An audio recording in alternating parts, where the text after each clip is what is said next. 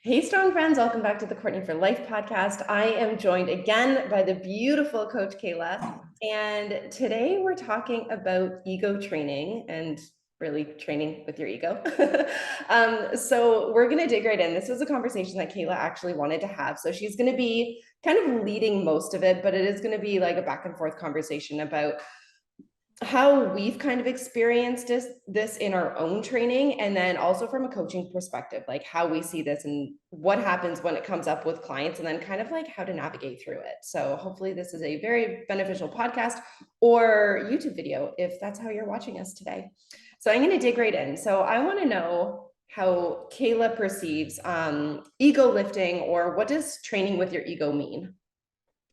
So honestly, it's basically when you or someone is continuously adding weight or increasing the weight more than you necessarily should be. And what that means is if your form is breaking down to a point where you're likely not feeling the muscle connection, or you're risking injury, there's partial range of motion, you're not going to full lockout or to full extension, in order to impress others, or even in order to impress yourself. Something with lifting heavy is it's that instant gratification. You instantly feel good. And this is from my personal experience too. It's fun to want to lift heavier and to always go heavier. So that's kind of my perception of what ego lifting is, or training with your ego means. I love all of that, and I can feel that entirely. I want to share kind of my experience with ego training, because I can really relate to this, because I have done the powerlifting training, and then I went from powerlifting to bodybuilding, and I call this my powerlifting ego, which is ultimately it's ego training. And you can go really heavy. You can train with powerlifting or 1 rep max, or even a 3 or a 5 rep max, but that doesn't mean you're actually connecting with your muscles. It doesn't mean you can feel them, and it doesn't necessarily mean that you're encouraging hypertrophy. Now, this is a conversation for another day, but yes, they're ultimately, if you are strength training or doing 1 rep maxes, ultimately your muscles are going to grow. But if we are doing bodybuilding, and this isn't necessarily competitive bodybuilding, this is if you are building your body, if you're going into the gym and you are trying to change how your body looks and performs, ultimately you want to be hitting hypertrophy. You want to have that good mind muscle connection. And when I was training powerlifting, I almost never felt it. I did, this was earlier in the year, I did a 1 rep max hip thrust, and it was over well over 500 pounds, which is hella awesome. Did I feel my glutes? No, because it's almost like your adrenaline kicks in, or it's your brain is doing the work, but your muscles aren't doing the work. And if you are training bodybuilding, or if you're trying to build your body, which is it's again not competitive, but 90% of people that go into the gym that are trying to make changes, physical visible changes to their body, training with your ego is going to commonly happen, but we don't want it to, because you're not able to feel the intended muscle. And when you can't connect with the muscle, you don't really get or connect why you're doing it, and it's not going to get the job done. It's not going to take you very far. So it's a common flaw that I see in strength training, because just because you can lift heavy doesn't necessarily mean that you can feel your muscles working. And it's not necessarily a bad thing, but we need to understand the difference. What I usually do, I'm almost done on this tangent. What I usually do in my training is I will progress really hard for 4 to 6 weeks. And then that's when I usually realize that my ego's kind of kicking in, and I'm okay, I need to scale back. Because especially if we're starting with a new training program, or we're progressing with a certain goal in mind, we want to go heavier every week. Physiologically, that's not possible. Otherwise, we would all be deadlifting 300 pounds. And that's just not a thing, right? We can't do that. We don't need to do it. But we can't progress every single week. Otherwise, we're just kind of bullshitting ourselves. So every few weeks, it's kind of progress, progress, progress. And then sometimes people call it a deload or whatever, but you want to regress a little bit and be okay, let's pump the brakes for a little bit and make sure that we're actually getting that mind muscle connection.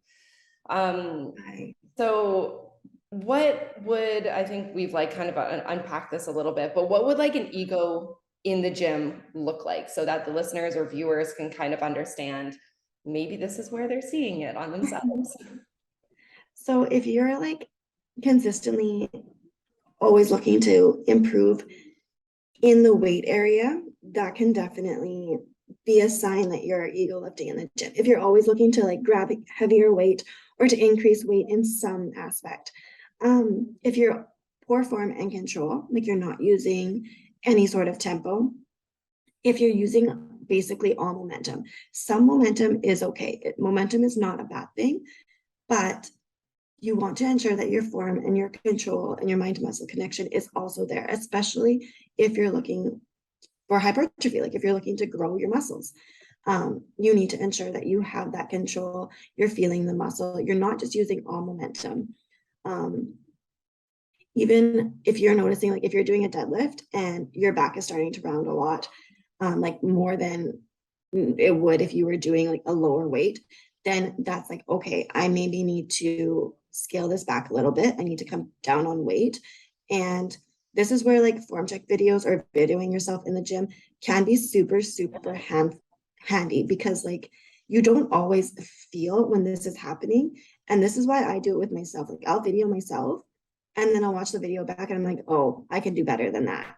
And that's something that we really encourage with our clients. And I don't know if you've seen this, but I've noticed this with some of my clients where they'll kind of like do our work for us, where they'll be like, oh, I was like recording my first set and I noticed that I kind of had shitty form, so I redid it. And then they'll send us like the better form check, which is always great. And that, like, frig, there is so much power in being able, I understand that like recording yourself in the gym is sometimes really annoying, sometimes really inconvenient, uncomfortable, but there's so much power. It's extra data, right? It's so Exactly. good. Go ahead, keep going. I think you have Like partial range of motion is another thing. Like this I see a lot in the gym because it looks good to want to lift heavier. It's that instant gratification, not only for yourself, but you get to show others that, hey, look at me, I can lift this much weight. But it's not all about that. And I've had this issue, especially in the past. Like I was looking at through some videos, and there's like this one video of me squatting like 195. And you know, because you've seen my squat, this was like a flippin' like quarter rep squat. Like it's embarrassing. But I just that was my ego coming into place, like way too much. But yeah, besides the fact, I just wanted to share that. I love Like that. lifting heavy in the gym is like always good, and we don't want to like discredit that. But there's a time and a place for like knowing when Yeah. you know what I mean? Like, Yeah, I think it's really important to understand what your goal is. If the yeah, goal is a powerlifting competition, then fuck yeah, like bring on the ego. Like let's get it in there. Let's try and like hit a heavy max. Like yeah, let's do it. But again, like that's not a lot of people. It's not a lot of our listeners. It's not a lot of our clients. None of our clients right now are powerlifting. And for most people, a 1 rep max doesn't do anything for somebody's life. no. So being understand of like what your goal is. Maybe you have at the end of this training phase that like we have for our clients, because I do that, I'm sure you do this, where it's like, okay, at the end of this phase, we're going to hit that number. But then we're either going to have accessory work that doesn't have ego training in it, and we're really going to focus on like tempo and slowing things down and getting that muscle connection. Or in the next training phase, we're going to shift gears a little bit. So it's kind of like that ebb and flow. So really understanding when it is necessary to maybe implement like your ego. Absolutely. So we know why this happens, which Yeah. is and maybe like some listeners and viewers like don't really want to admit it. They can be like, no, like I can do it. And this is where having like maybe a coach would come into play and being like, okay, let's pull things back a little bit. So what happens when the ego enters the room? What happens when you accidentally put it in your gym bag and it's in your water bottle and it's with you? What happens? So honestly, and like this is a big thing that I came out of it. Like your ego can really stop you from learning and improving.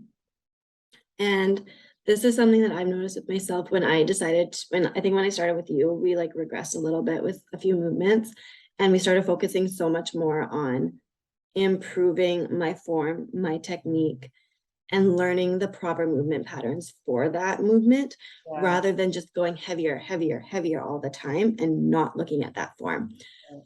You lose focus of the mind muscle connection. You, like we talked about before with when you did your 1 rep max contest, like you said that when you did that hip thrust of 500 pounds, you didn't feel your glutes. That's like you lose focus of that mind muscle connection because you just are looking at improving strength. Yeah. For some people, you have a higher chance of injury when that ego enters the room because you're doing too much weight. You're not focusing enough on your technique. And then form starts to break down, as in like partial range of motion, less control, those types of things. So yeah, like those are, you could honestly be leaving gains on the table by always allowing your ego into the gym. Yeah. Oh my God. Yeah. I feel like it's, as we talk about it a little bit more, it's almost like this imposter syndrome. You can like, right. You can totally relate to that, and you can understand where it's like I don't even know how that like analogy would work, but it's like you're trying to overcome this imposter syndrome by letting your ego take over and being like, oh, well, I'm not good enough. I'm not strong enough in the gym. Well, fuck it. I'm just going to bring my ego in and I'm going to be super strong. And I know one of your points is like that shiny object syndrome. Like you sacrifice long-term gains for short-term gratification. And this is something that we really focus on with our clients. We're like, okay, let's follow the program, because I'm sure you've had this as well, where clients kind of get really excited. They're like, I just wanted to see how heavy I could go. And like, that's cool. Like, I totally encourage that. If a woman wants to push herself and try and do something heavier than she's never done before, especially when it comes to like a big compound lift, like oh my God, if a woman wants to try and do like a heavy bench press, I am friggin' all for that. I have like goosebumps just saying that. I love it so much. But have that understanding. And yes, that short-term gratification, like, fuck, we all need that short-term gratification. We are like, if somebody says, I don't care about the short-term gratification, they're fucking liars. Like, this is part of like our physiological makeup. We need that in order to keep going for that long term. But having an understanding of all of this, of why we would benefit from ego training and the many reasons why we would not benefit from it. Just understanding what your ego in the gym looks like, because it's going to look different from everybody as well. Yeah. So putting it aside, so understanding what happens when it comes in, kind of like taking a step back. So how and why would we, well, we know why we would put it aside. But what are some implements that are like protocols that we would usually do as coaches, or even just smart training clients, to make sure that we put it aside? Like incorporating more like tempo type movements. So ensuring that we are doing maybe some pauses, some tempos, like some 2-1, 2-1 tempos. Looking also to just use like a little bit of a higher reps, because with higher reps, you're not going to be able to go as heavy. So that's kind of like, okay, let's take the ego out of this situation. We're doing 15 to 20 reps of this movement. Let's take the ego out of this and really just focus on these reps and getting like quality reps for these movements. 15 reps will shut down your ego pretty quickly. Absolutely. You're like, oh shit, I can't do this amount of weight for 15 reps.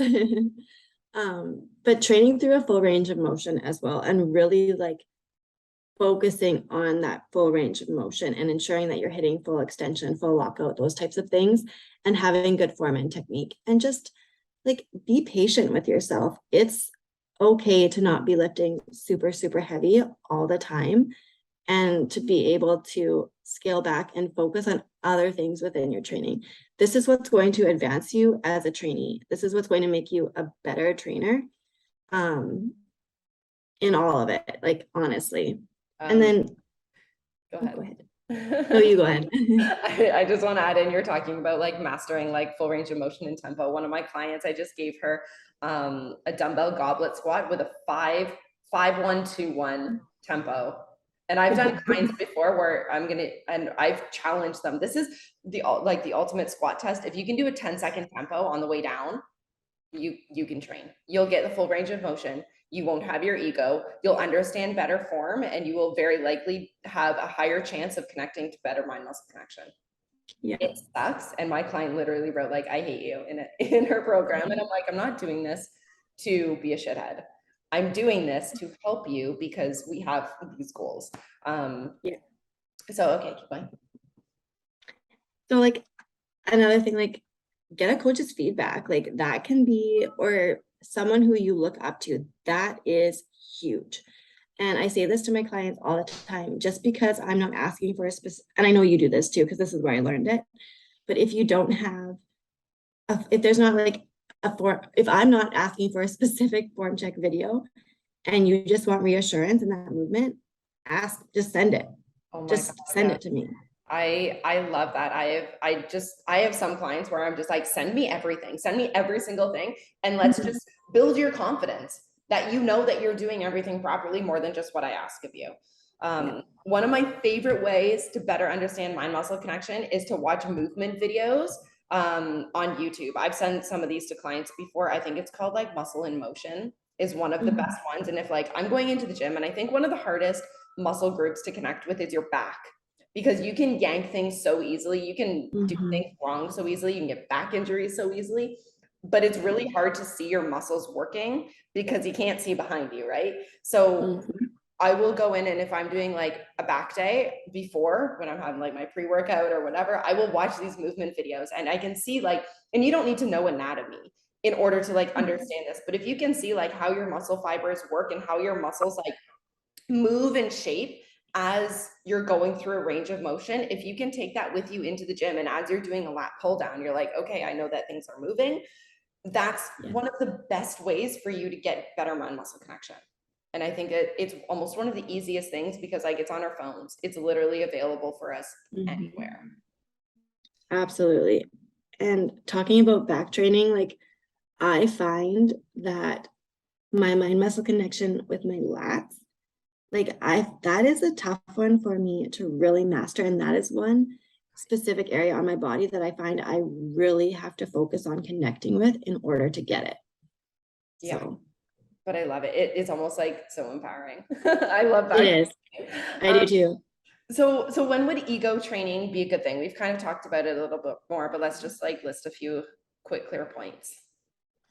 When training for like a 1 rep max or like a strength training competition or something like strongman powerlifting, but in a safe and controlled environment. That means like in a gym where you have someone watching you, you're keeping good form and range of motion. It doesn't have to be perfect to a T form, but you're getting full range of motion and your form is there for the most part. A little bit of breakdown is okay, but like it needs to be there for the most part. Understanding why and when it happens, and having a good coach. I think almost any powerlifter or strongman competitor will have a coach, and they have that understanding of when to use their ego and when that balance comes in. Absolutely.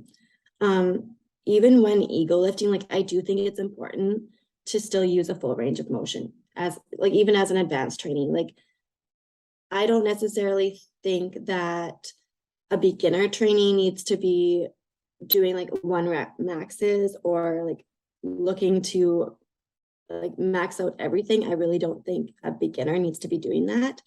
But once you become a little bit more advanced in your training, like ego lifting can help improve confidence with individuals, with clients, with myself. Like it can help improve that confidence in being able to lift a little bit heavier, again, in like a good environment and safe manner.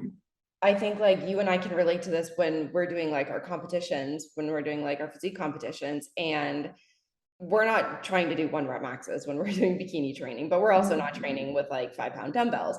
We still want to be pushing ourselves. And when the calories start to get cut, as we get closer to our show, we need to kind of like, I think sometimes, and you can probably agree that like bringing your ego to the gym when you're fucking tired and you're like, I am hungry and I don't want to train. And it could be really easy for you to drop the weights because I'm in a caloric deficit, so I don't have that strength. Like, just shut up and get it done. So yeah, sometimes like it can motivate you. It can allow you to keep showing up and keep progressing. And like our teammate Morgan always says, she's like, find the diamond in your training when you're having like a shitty day or like you can't push through. Like maybe your ego is that diamond where you're like, I need this ego to help me get through my session. Sometimes that's what it takes. Yes, I could not agree more with that. Like, I love that, finding the diamond. I love that. It's so perfect. But Go like ahead. Having a little bit of an ego isn't a bad thing, and that's something that I think we need to understand too. And just like you said, knowing when and where it's okay in your programming and having that understanding. Yeah, so much yes, full body yes. So when do you, or like each of us, when do we as coaches notice our clients using their ego? And this is usually unintentionally, but where are like the call out points? I'll let you go first. So I can tell, like, and I talked a little bit about this on my story yesterday too, but like, you can tell in a client's check-in when they're starting to feel like discouraged. And they're like, I haven't increased weight in this movement in so long. And it's like, it's not all about increasing weight. That's where I know, like, I need to have a conversation with them and like stop that ego from getting in the way, because all of a sudden the next week they might try and like move up 20 pounds or something. It's like, whoa. Like, wait, What's you going didn't on? you didn't earn that right to add the weight to the bar. You can't do that. Exactly. And like just feeling like it's the only way they're progressing is by adding more weight. Like you can see in a client's check-in when this is happening, and you can see when they're getting discouraged. And just by reviewing their training spreadsheet, like if the weight is going up exponentially every single week, like it's almost like, okay, either you're not pushing yourself hard enough in those first few weeks, or we're starting to ego lift a bit more. Oh my gosh. So I've seen clients where and they're not wrong for this, but this is like, we have a different perspective on this, right? Where that's why we're coaches, where a client and their RPE or their rate of perceived exertion is 8.5 every week, but you see them literally adding 5 or 10 pounds every week. And you're like, so yeah, either you're bullshitting us at the beginning. And this is where like having that understanding of what mind muscle connection is and actually making your reps and sets effective, or are you just getting tired? Are you bullshitting yourself and telling yourself, oh, I'm tired because the program says 12 reps. So by 10, 11, and 12, I'm tired. But then I push it down. So I don't know if you've done this, but sometimes I'll do this. And I feel like I'm giving away my secret is sometimes in client programs, I'll change their reps and sets and they don't even know. And they'll be like, oh, it was RPE 8.5 with 10 pounds for 8 reps. And now you're doing 15 reps and it's the exact same. And then I call out on it and I'm like, okay, so this is what's going on. Yeah, I remember you did that to me in the past.